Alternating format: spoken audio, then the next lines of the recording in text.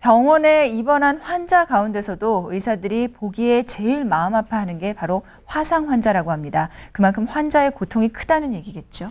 그렇죠. 얼마 전에 화상 환자가 건강보험 적용 대상이 안 된다, 이런 안타까운 소식도 이 시간에 전해드렸는데요. 화상으로 온몸에 끔찍한 상처를 입었어도 장애 판정을 받지 못해 사는 게 더 고통스럽다, 이렇게 환자들은 토로하고 있습니다. 자세한 얘기 고민정 아나운서와 나눠보겠습니다. 네. 자, 고민정 아나운서. 네. 장애 판정을 받지 못한다면 그에 따른 제도적인 혜택도 못 받는다, 이런 얘기 아닌가요? 그렇습니다. 현행 장애 판정, 등급 판정에 따르면요, 얼굴에 화상을 입었을 경우에만 장애인으로 인정을 하고요. 그러다 보니 전신에 화상을 입은 분들에게는 장애 판정을 내리지 못하고 있는 실정입니다. 자세한 내용 화면 보면서 설명드리겠습니다. 뜨거운 불길 속에서 생명을 건진 사람들. 화마가 핥힌 흔적은 화상 환자들의 몸과 마음에 너무나 큰 상처를 남겼습니다. 막막하죠. 이제 앞으로 살아나가리. 그래도 그렇게 혜택을 받아서 단 뭐 연금 대상자가 되든지 그래서 몇십만 원이라도 뭐 받으면 좀 낫고, 저희가 솔직히 사실 이런 흉터 갖고 다시 재취업한다는 것도 사실 쉽지도 않고. 사회의 무관심과 편견으로 고통받는 화상 환자들의 이야기를 들어봅니다.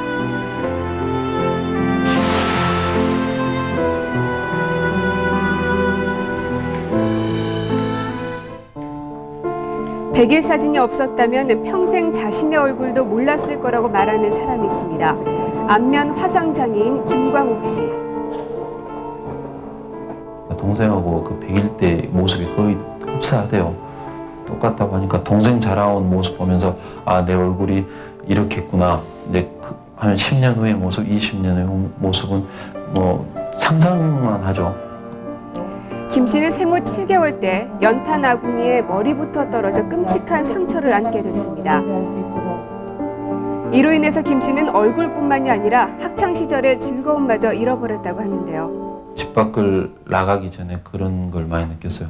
내 얼굴이 좀 이상하고 이제 나갔을 때 다른 사람들이 나를 과연 어떻게 대할까, 그런 어떤 두려움이 있었죠.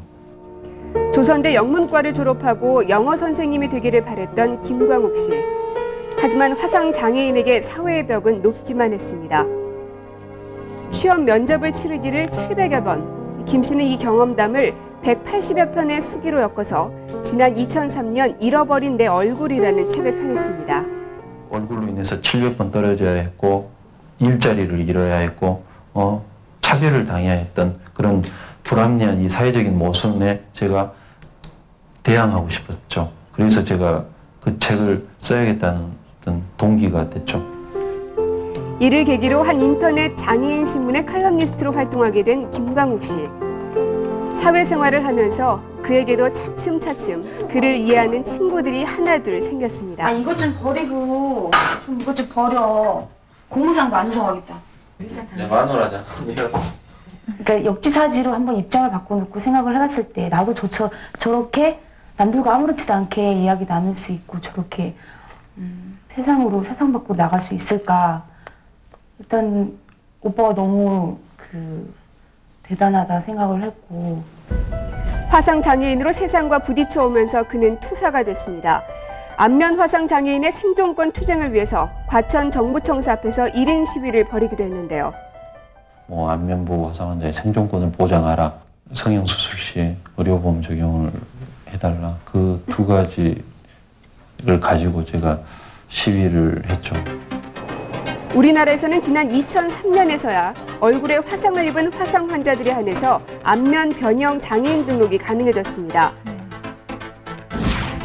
안면 변형 장애 등급 기준을 보면 노출된 부위에 90% 이상 변형이 있으면 2급으로 75%, 60% 이상은 각각 3급과 4급으로 판정을 내리는데요.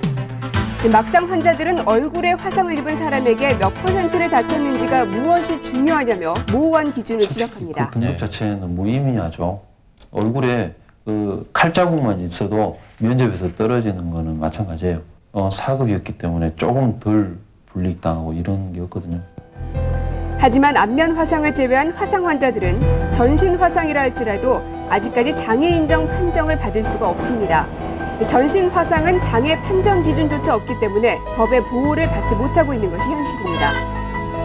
다만 팔다리에 운동장애가 있는 전신 화상 환자들에 한해서만 지체 장애 인정을 받는 편법을 사용한다고 하는데요. 전신 화상 환자는 굉장히 생활하기가 힘들죠. 장애 판정을 받기를 원하지만은 몸 이제 운동 관절 운동 장애가 없는 경우에는 저희들도 적용을 할 수 없는 게 안타까운 생각입니다. 화상 환자들을 더욱 힘들게 하는 건 이뿐만이 아닙니다. 그 화상 치료에 절대적으로 필요한 피부 이식 수술이 고가의 미용 성형으로 분류돼 있어서 의료보험의 혜택을 받지 못하고 있습니다.